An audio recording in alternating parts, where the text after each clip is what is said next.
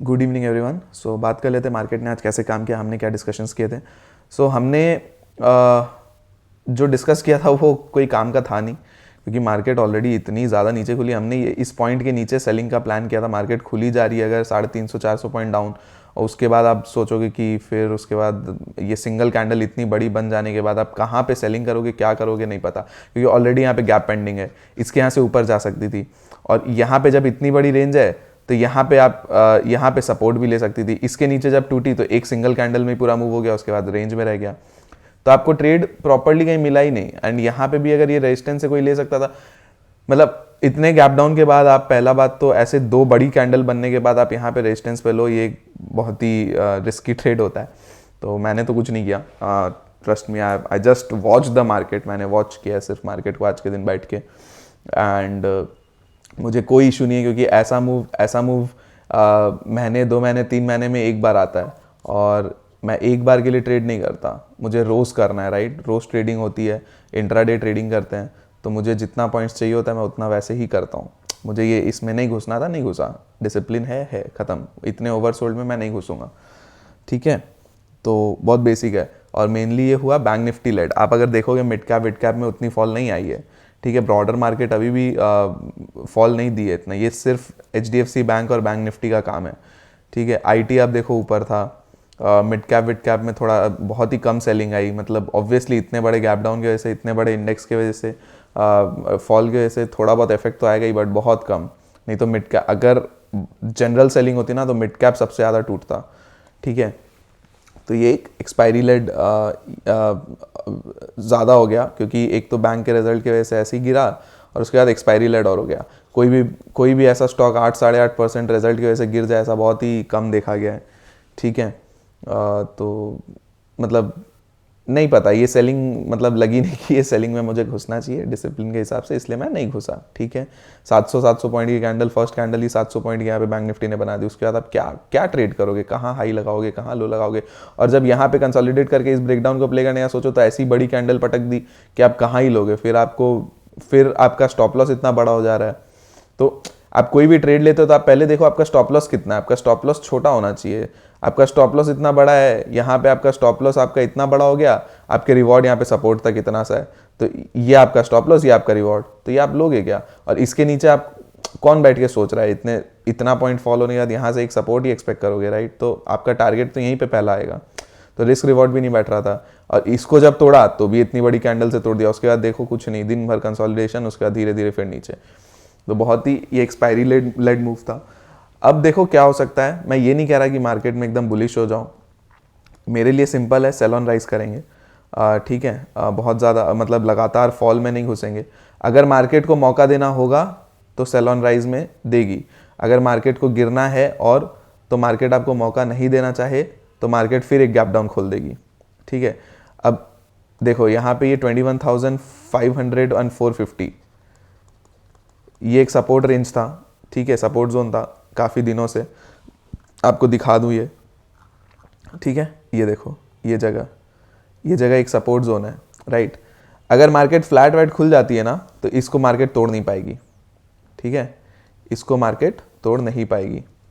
यहाँ से मार्केट फिर बाउंस हो जाएगी अगर इसके आसपास आ गई तो, ठीक है। अगर मार्केट फ्लैट नहीं खुलती और मार्केट सीधा गैप डाउन ही इसके नीचे ही खुल जाती है, तब तो आपको फर्दर टारगेट्स मिलेंगे, जो आपको अगर सपोज 450 के नीचे ही खुल जाती है और फिर मतलब इसके नीचे सस्टेन करने लगती है थोड़ी देर, तो फिर आपको पोजिशनली 21,200 एंड 21,100 तक के भी टारगेट्स देखने को मिल सकते हैं आने वाले 1-2 दिन में, ठीक है। बट अगर नहीं होती है तो एक bounce expected and sell on rise में हम लोग कर सकते हैं काम। बेरिश है, ठीक है, बट सेल ऑन राइज, ठीक है। ये नहीं कि आप बस कहीं भी पुट ले लो, ठीक है। अब सेल ऑन राइज के लेवल्स कैसे होंगे, इसको हम लोग इधर बात कर लेंगे, ठीक है। तो देखो इधर, तो फर्स्ट तो आपका यहाँ पे 21,700, ये एक बहुत अच्छा पॉइंट है। यहाँ तक अगर आपको किसी तरह से मार्केट मिल जाती है, चाहे खुल के एक बाउंस आ जाए इतनी बड़ी या कुछ भी है, तो ये आपके लिए एक सेलिंग का अच्छा जगह होगा, ठीक है। क्योंकि यहाँ पे बार बार मार्केट रेजिस्टेंस लिया मार्केट ने, तो यहाँ से एक अच्छा सेलिंग बनेगा जो आपको अगेन 550-500 तक ला सकती है। 550 आज का जो लो है, और 500 तक भी आ सकते हो, ठीक है। ये हुआ। अगर 21,700 ये लेवल निकल जाता है ऊपर की तरफ तो आप 21,800 देखोगे और फिर धीरे धीरे और वापस ऊपर मारते हुए देखोगे, ठीक है। अब और एक चीज़ मैं एक्सपीरियंस से बताता हूँ कि अगर मार्केट को फॉल देना होगा तो मार्केट गैप डाउन ही खुलने वाली है, ठीक है। अगर मार्केट फ्लैट खुलती है तो मार्केट में बाउंस आ जाएगा। क्यों आ जाएगा? क्योंकि जो ऑपरेटर्स होते हैं ना वो आपको कमाने नहीं देना चाहते हैं। तो सबको पता है कि अगर मार्केट फ्लैट खुल गई तो पुट लेना है, ठीक है, क्योंकि जाते जाते भी सेलिंग आई है तो सबको पता है, रिटेलर्स को पता है। रिटेलर्स क्या करेंगे? मार्केट खुलते ही पुट लेंगे। तो मार्केट 200-300 पॉइंट गिराएगा, 100-200 पॉइंट, 200-300 पॉइंट जो भी है गिरा बैंक निफ्टी में गिराएगा, उसके बाद बहुत तेज खींचेगा। तो ये पॉसिबिलिटी है, ठीक है। तो निफ्टी के आपको लेवल्स बता दिए हैं, बट मेन कांड बैंक निफ्टी में हो रहा है और कल निफ्टी की एक्सपायरी है, ठीक है। तो आज के दिन मार्केट ने पैसे दे दिए तो ज़रूरी नहीं है कल भी मिले आपको, तो ये चीज़ ध्यान रखना। और निफ्टी के बैंक निफ्टी में देखो, बैंक निफ्टी में आपको एक चीज़ दिखा देता हूँ। यहाँ पे एक बार डेली कैंडल में चलते हैं। तो डेली कैंडल में आप देखोगे तो ये एक बहुत इंपॉर्टेंट सपोर्ट आता है, ये जोन 500 तक का ये जोन, ठीक है। ये आपका एक ऐसा इंपॉर्टेंट जगह इसलिए है क्योंकि मार्केट ने यहीं पे ब्रेकआउट देके एक इतनी बड़ी 1600 पॉइंट की कैंडल खड़ी की थी। तो ये एक 45,500 एक इंपॉर्टेंट सपोर्ट जोन आता है, ठीक है। इस जगह पे मैं बाइंग का सोचूंगा। इसके नीचे निकलती है तो फिर आप 45,000 भी देख लोगे, 500 पॉइंट यहाँ पे और, बट इस जगह पे मैं बाइंग के लिए सोचूंगा, ठीक है।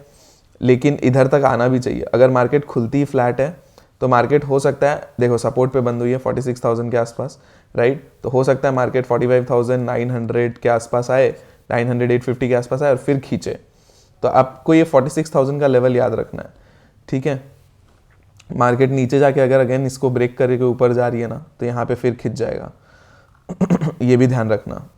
और गैप डाउन खुल जाता है तो भाई फिर क्या ही बोले, अवॉइड कर देना और क्या, ठीक है। तो अब क्या हम लोग प्लान कर सकते हैं कि इसको अपसाइड में अगर जाता है तो हम लोग ये लेवल मार्क कर लेंगे जो कि 46,500 के आसपास का है, ठीक है। इसके ऊपर निकलती है मार्केट तो हम लोग ऊपर में जाएंगे, प्लान करेंगे ट्रेड, जो कि 46,000 आपको 700 एंड फिर 46,850 के आसपास का टारगेट आपको दे सकता है, ठीक है। 46,850, 46,700, ठीक है। एंड ये लेवल 46,500 के निकलने के बाद उसके बीच में आप क्या करोगे? उसके बीच में आप ये 200 का लेवल मार्क कर लो और ये 46,400 और 500 का ये जोन मार्क कर लो। तो 46,200 अगर निकलता है तो 400 तक के लिए आप एक ट्रेड देखोगे, फिर 400 से 500 का जोन छोड़ दोगे, 500 टूटा तो आगे का और देख लेंगे, ठीक है। और डाउन साइड में ये 46,900 के आसपास अगर टूटता है कल के दिन तो 46,700 का फर्स्ट टारगेट एंड 45,700 का फर्स्ट टारगेट एंड 45,500 का सेकेंड टारगेट, ठीक है। ये हो गया। इसी तरह से फिन निफ्टी में भी अच्छी खासी पॉइंट्स की गिरावट आई है, मतलब लगभग 1000 पॉइंट, भाई मजाक चल रहा है आज। ऐसे फॉल के बाद ना मार्केट में जनरली देखा गया कि बाउंस आ सकता है और तगड़ा बाउंस आता है क्योंकि सब बियरिश हो जाते हैं, रिटेलर्स खास करके, तो आ सकता है। मतलब ज़रूरी नहीं है, इसका मतलब ये नहीं कि आप कॉल भर लो, बट लेवल्स टूटने पर ही जो करना करो, ठीक है। तो फिन निफ्टी में क्या है? फिन निफ्टी में 26,600 एंड 2030 का ये लेवल मार्क कर लो।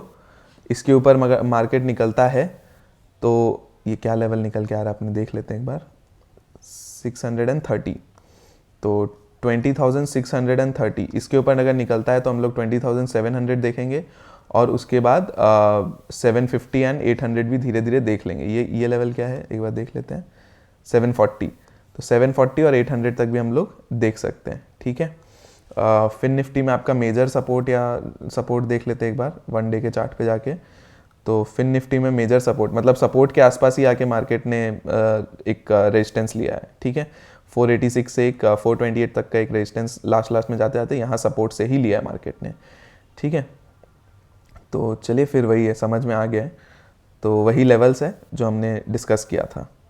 तो अगर ये चीज़ है तो अप साइड में इस तरह से प्ले कर सकते हो। डाउन साइड में क्या है? अप साइड में ये 750 तक का आपको यहाँ पे ट्रेड दिख सकता है, 700 750। डाउन साइड में क्या है? डाउन साइड में अगर आप आते हो तो ये लेवल 480 का मार्क कर लो। 480 अगर टूटता है तो 21,000। अब इसमें क्या है, बहुत बड़ा गैप है नीचे, ठीक है। तो वो गैप को आपको प्ले करने के लिए आपको लेवल्स यूज़ करना पड़ेगा। तो 21,000 आप 400 तक का फर्स्ट टारगेट देख सकते हो, 480 अगर टूटता है तो, और उसके नीचे जाता है तो 21,300 एंड 200 भी दिख जाएगा। अब मेजर सपोर्ट इसके नीचे अगर निकल जाए तो फिर क्या बनेगा, वो एक बार इधर देख ले रहे हैं। ये आपका 21,250, सॉरी। तो आपको यहाँ पे 250 तक का एक ट्रेड मिल सकता है, ठीक है, अगर निकलता है इसके नीचे तो ये आपका फिर निफ्टी के लिए हो गया।